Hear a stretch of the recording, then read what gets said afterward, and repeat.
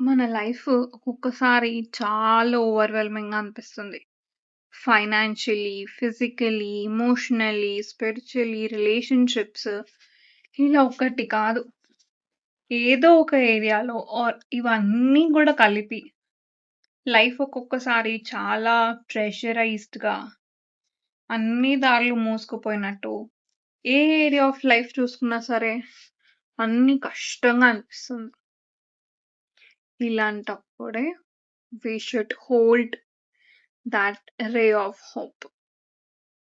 నమ్మకం, ఆశ ఈ 2 ఉన్నప్పుడే లైఫ్ అనేది మనం ముందుకి అడుగు వేయగలుగుతాం.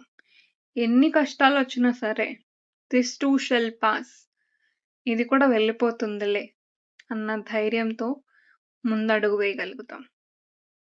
ఒక్కసారి ఆ నమ్మకం, ఆ ఆశ వదిలేసామంటే ఇక్కడి నుంచి ఇంకొక అడుగు వేయడం కాదు, ఆలోచించాలన్నా కూడా భయమనిపిస్తుంది.